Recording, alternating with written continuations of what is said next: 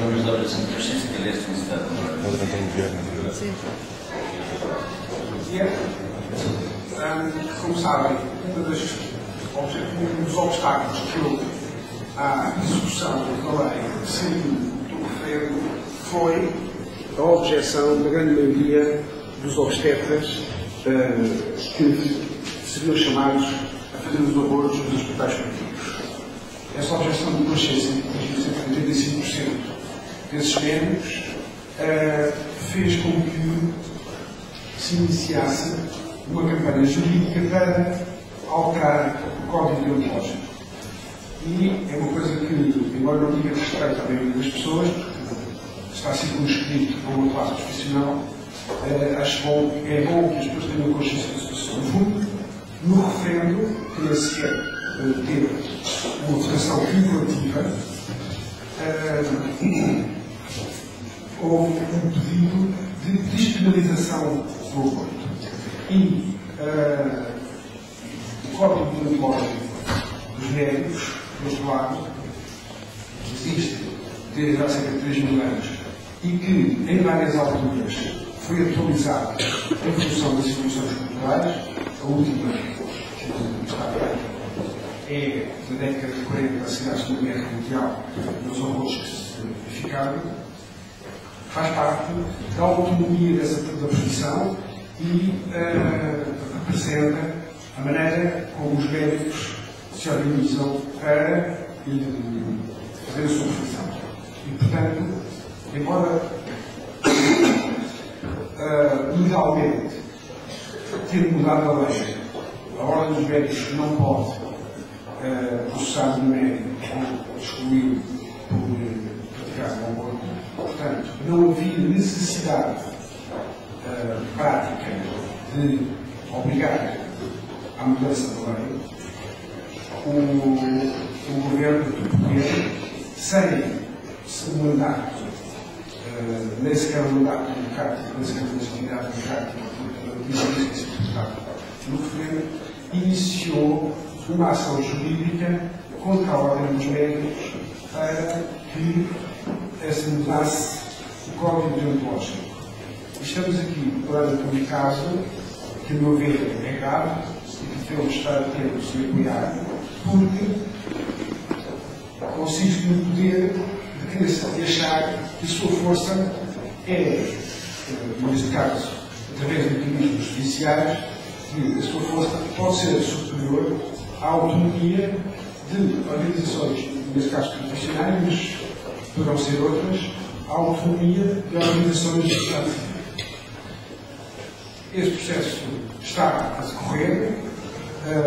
O bastonário da Ordem, que manteve a posição de autonomia dos médicos, ganhou novamente as eleições, está hoje a tomar posse, e, portanto, é uma situação que, embora não toque diretamente na parte das associações que estão aqui, não toque diretamente, não diga diretamente respeito à Federação Portuguesa da Vida, uma vez que é um assunto profissional, é um assunto a que devemos dar apoio e que devemos estar atentos para que se consiga, pelos mecanismos legais e, como já falou,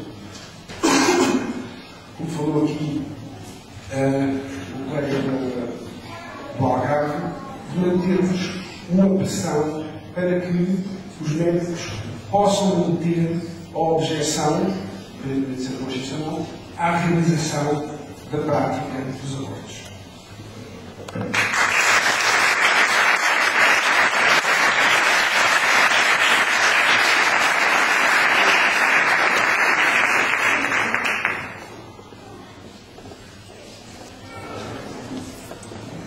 Obrigado, Luís. De facto, esta guerra de ministros aprovaram dos médicos para este assunto, mostra também a opção que o governo, obviamente, tem com esta questão do aborto, e é de facto muito importante que cada um de nós, que conhece médicos, nos possa questionar e ajudar e apoiar nesta sua. Aqueles que fazem uma geração de consciência, que de facto é fundamental e por aí, tal como a Estação Social fala mais agora. Assim vamos ouvir o Manuel Gonçalves, que nos traz bem aqui da Federação dos Estudos da Federação Defesa pela Vida, que nos faz um estudo, uma análise sobre o que é que foi este primeiro ano de realização do aborto.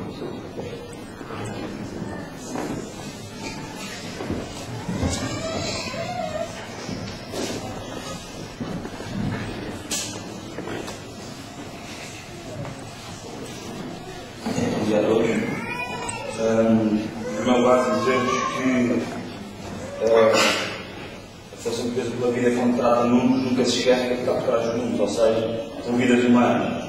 Portanto, a seriedade com que os tratamos obriga-nos a ter cuidado com a maneira como nos apresentamos também e ter sempre presente aquilo que eles significam. Isto é apenas um retrato daquilo que aconteceu desde a entrada em vigor da lei, ou seja, desde a entrada em vigor da lei, o que observamos é que desde o início, em 15 de julho, até os dados mais recentes de dezembro, divulgados pela Direção-Geral de Saúde, temos observado uma taxa de crescimento médio de 10% por mês do número de abortos. Ou seja, neste primeiro balanço, ainda bastante curto, podemos afirmar que há uma tendência crescente no número de abortos que são feitos em Portugal. Obviamente, por vontade da mulher, ou seja, no âmbito da nova lei. E, portanto, chegamos aos números que foram divulgados quinta-feira, à noite, de 6.099 abortos realizados em Portugal até dezembro. Em segundo lugar, a realidade internacional e a mais próxima que temos mostra-nos que, desde a entrada em vigor da lei que liberaliza o aborto nesses países até os dados mais recentes que temos, observamos que a taxa cresce, ou seja, temos uma taxa constante de crescimento com um valor médio de 5,54%. Poderá parecer um número pequeno, mas são taxas que crescem todos os anos, ou seja, e é contínuo, todos os dias. Portanto, no caso de Espanha, que cresce 10%, o número já multiplicou por 5 o número de abortos desde o primeiro ano que entrou em vigor até 2004. O que nos faz crer que em Portugal poderemos observar no futuro o mesmo tipo de comportamento médico que os restantes países europeus também observam. Nessa linha, aquilo que fizemos neste gráfico foi pôr em relação o número de nascimentos, que, como todos sabemos, cai todos os anos e a previsão de queda continua a acentuar-se, com o número de abortos que esperamos que venham a acontecer. Ou seja, é possível que, no futuro, se calhar ainda longínquo para alguns de nós, venham a coincidir o número de nascidos, o número de pessoas que nascem em Portugal, com o número de abortos que são praticados em Portugal. E, a título de exemplo, em 2030, este valor poderá ser um terço. Ou seja, um terço das pessoas que nascem, há uma pessoa que... Por 6 pessoas que nascem, há uma pessoa que é abortada. E isto utilizando uma taxa média de crescimento. Ou seja, utilizamos uma taxa ou seja, utilizando uma média dos países. Porque se falarmos do caso de Espanha, que é um caso que nós tipicamente abordámos durante a campanha, vemos que esta taxa era muito maior. Este valor verificar-se-ia muito mais cedo, ou em 2030 teríamos qualquer coisa como um aborto por cada dois nascimentos. Mas mesmo assim utilizamos uma taxa conservadora de forma a tentar evidenciar.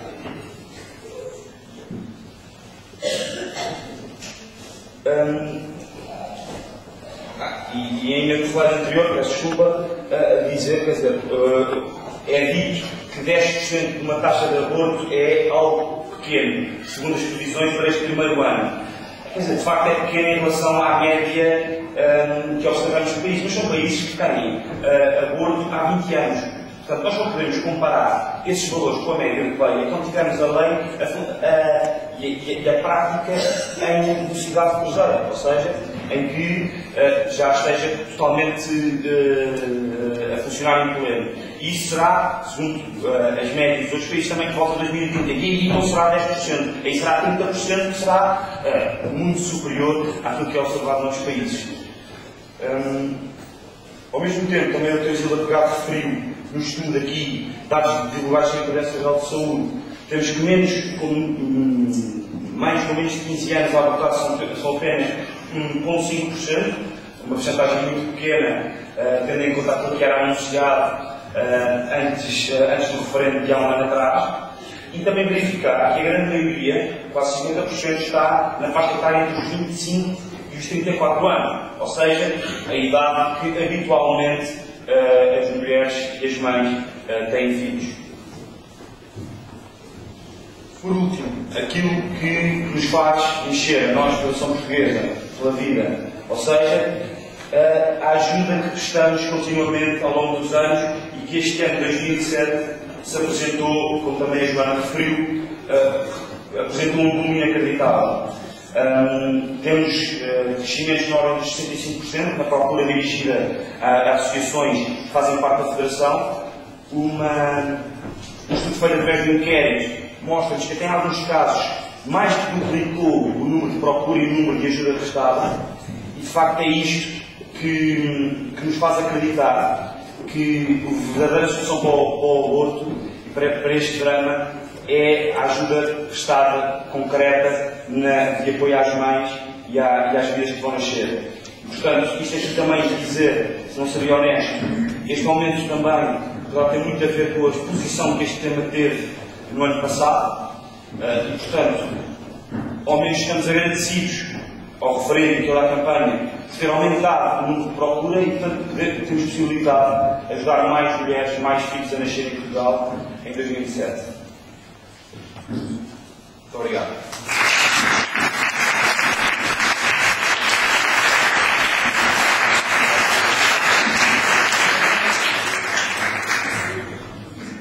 Obrigado, Manuel. Eu só diria que não dá origem nenhuma ter razão nestas coisas. Para além destes dados, há também um dado que saiu agora no público esta semana, onde se prova que a maioria dos abortos são feitos também aqui dentro da América dos Fora. E, portanto, não se trata, como nós dizíamos sempre, no caso de gravidezes já com mães já com recente idade, nem se trata de gravidezes adolescentes, nem os casos em que se conhecem, os casos oficiais, são de gravidezes de risco, nem com ofertas de enviar uma nada.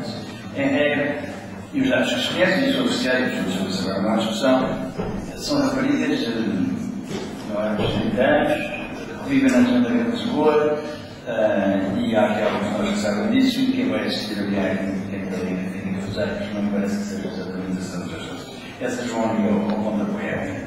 Bem, vamos acabar então com a maioria de hoje, que dispensar apresentações, e que vai falar essa semana o que é. O referendo a todos os dias. Eu, como sempre, peço uma parada de avisos antes de falar, e o aviso é muito simples, dois avisos. Primeiro, para os católicos presentes nesta sala, ficam a saber que amanhã às 6:45, a campanha de oração pela vida promove um terço e uma missa na Igreja dos Mártires, e que também, para o menor e importante para os católicos, parece que beneficiam de uma indulgência plenária. Portanto, fica o aviso feito. Segundo aviso, que é convidar-vos vivamente a estarem os Juntos pela Vida convocaram uma comunicação social para o Marquês de Pombal na segunda-feira às 10:30 da manhã. Nós estamos convidados a estar às 10 da manhã. Vamos ter uma encenação muito gráfica a assinalar o aniversário do referendo do aborto, e portanto tínhamos todo o gosto em que nos ajudem a montar essa encenação localmente e em que estejam connosco. Portanto, fica às 10 da manhã, um dia de trabalho, mas acho que vale a pena o sacrifício. E a primeira observação, eu tenho uns apontamentos breves e é para concluir e para depois irmos almoçar, para vivermos a nossa vida. Quando a Margarida Neto vinha aqui a entrar na sala, disse: somos mais do que em 99. Nós em 99, aqui nesta sala hoje, nós em 1999, um ano depois do referendo, tínhamos vencido, marcámos uma ação no auditório Cardeal Medeiros, na Universidade Católica, e estávamos nessa altura uma dezena de pessoas. Porquê é que eu refiro este facto? Porque nesta manhã, hoje, passaram por aqui cerca de uma centena de pessoas. E isto mostra uma realidade que existe, que está presente no terreno. Nós hoje estamos mais fortes, estamos mais implantados, estamos mais pelo país inteiro do que estávamos há 10 anos atrás. Isso é um sinal de que realmente é possível, e tomando o tema da minha intervenção, ganhar este referendo todos os dias. E porquê é que este referendo se ganha todos os dias? Este referendo ganha-se todos os dias, primeiro tudo, no trabalho das associações, como aqui foi descrito. É porque nós às vezes estamos empenhados nestas lutas políticas, mesmo nós às vezes perdemos esta dimensão humana, quer dizer, e quando de repente entramos numa associação e vemos uma criança ali a andar no corredor, essa criança não existia sem o trabalho de cada um dos que aqui estão. Quer dizer, nós temos vidas, há vidas, gente que existe, gente real, que anda nas ruas. Alguns dos nossos miúdos já têm 15 anos, 10 anos, 12 anos, os mais velhos. Mulheres que andam, famílias que estão juntas. Um homem que olha para uma mulher e que de repente olha para o filho que ambos tiveram. Este é um referendo que nós ganhamos todos os dias. Este é um referendo que conta. E é um referendo que era bom que todos nós tomássemos consciência maior dele todos os dias. E é um referendo que ao mesmo tempo se ganha lá, na Avenida de Ceuta, lá em Alcântara, lá na Casa de Santa Isabel, lá em Braga, lá no Algarve, mas ganha-se também em coisas como estas, na presença nesta sala. Este é um referendo que se ganha também todos os dias nos movimentos cívicos, naquelas campanhas, nas petições, nas recolhas de assinaturas, naquilo tudo que nós temos feito ao longo destes anos. Pensem, não havia um pedido de verificação da constitucionalidade da lei da procriação artificial se nós, se os que estivermos aqui nesta sala, se todos aqueles que somos pelo país inteiro, não tivéssemos recolhido as 80.000 assinaturas que recolhemos. Nós ganhámos aquele pedido junto do Tribunal Constitucional, recolhendo 80.000 assinaturas. O resultado político imediato da petição, qual foi? Tivemos o referendo sobre a proteção artificial? Não tivemos. Mas tivemos o pedido de verificação da constitucionalidade do Tribunal Constitucional. E, portanto, este foi o referendo, é um referendo que é sempre ganho todos os dias. Em cada saída para uma praça pública, de repente abordar uma pessoa e dizer, olha, está-se a passar isto, nós pensamos que é preciso fazer um referendo, importa-se de assinar. Este é um referendo que se ganha assim todos os dias. Ganha-se todos os dias nos partidos, naqueles de nós que estamos envolvidos na vida partidária, estando presentes, estando lá, dando as nossas razões, e de repente é comovidos que vamos ver como as pessoas começam a dizer as coisas que aprenderam connosco, ou que juntos descobrimos, e começam a dar espaço à nossa gente, a dar espaço às nossas ideias. Portanto, é assim que se vai ganhando este referendo todos os dias. E depois este referendo todos os dias também se ganha nas nossas vidas. Quer dizer, ganha neste exemplo que nós damos às nossas crianças, não é por acaso que, primeiro um dado, diz o Fernando sempre nos explicou isto, que 7% das famílias portuguesas têm 25% das crianças nascidas, não é? Portanto, isto eleitoralmente, mais tarde ou mais cedo, não tem segredo, não é? Mas, sobretudo, ganha-se este referendo todos os dias, neste exemplo que nós damos aos nossos filhos, trazemos a estas coisas, quando eles nos vêm sair de casa. E eu domingo, precisamente, esperando que a Cata esteja pronta para pôr o texto, porque primeiro, quando só, muito brevemente, estávamos lá em casa numa conversa de porque é que estávamos a assinalar o aniversário do referendo. E na Associação Comercial de Lisboa, né? Nós aqui há um ano. Quer dizer, é preciso estar muito contente, é preciso ter vencido muita coisa para estar aqui um ano depois. Nós, em princípio, aqui há um ano atrás, soubemos, teoricamente, que tínhamos sido derrotados. Não se justificava vir aqui. Portanto, houve alguma coisa que nós vencemos. E lá em casa estávamos numa discussão sobre porque é que assinalávamos o aniversário do referendo, de um referendo que tínhamos perdido, entre aspas, e não que tínhamos ganho todos os dias, até que às vezes a minha mulher interrompeu a conversa e disse: nós fazemos isto porque nós vemos que isto está a acontecer, nós vemos que isto é verdade, e portanto temos que dizê-lo. E portanto é com atitudes destas e pouco a pouco que nós ganhamos o referendo todos os dias. E nós, no fim, ganhamos o referendo todos os dias quando... Porquê? Quer dizer, porquê é que nós continuamos? Porquê é que vale a pena continuar a ganhar o referendo todos os dias? E trouxe-vos este diálogo de um retirado do filme que é o Senhor dos Anéis, e que eles estão-se a referir a histórias muito complicadas, com heróis, e diz as personagens dessas histórias tinham uma série de hipóteses de voltar para trás, de desistir, não é? Mas não o faziam. Eles continuavam porque estavam agarrados a uma coisa. E depois o outro personagem da história pergunta a que é que eles se agarravam ao Sam? E o Sam, que é o companheiro dele de caminho, diz: aqui existe algum bem e muito bom neste mundo, Sr. Frodo, e que vale a pena lutar por isso. É por isso que todos estamos convidados.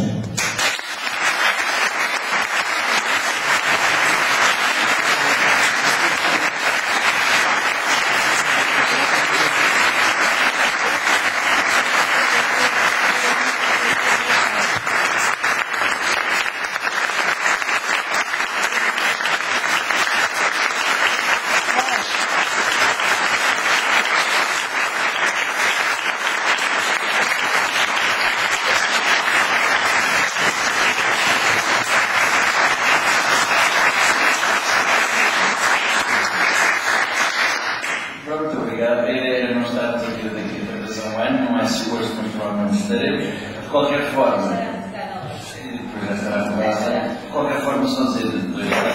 O primeiro é que nós, de facto, muito importante, tivemos muito mais votos, nomeadamente em Lisboa, portanto, estão certo quentinho, mesmo em Lisboa. Nós, a nossa mensagem passou, e que até a própria professora da Mãe Valverde, que confirmei, que a própria Simone de Beauvoir, enfim, uma mulher que foi grande impulsionadora do aborto em França, já veio, em 2 elementos, a explicar e dar um braço a torcer, e a ciência cada vez mais dá para os que têm sentido desde o momento da concepção. E pronto, e com essa certeza regular, bom,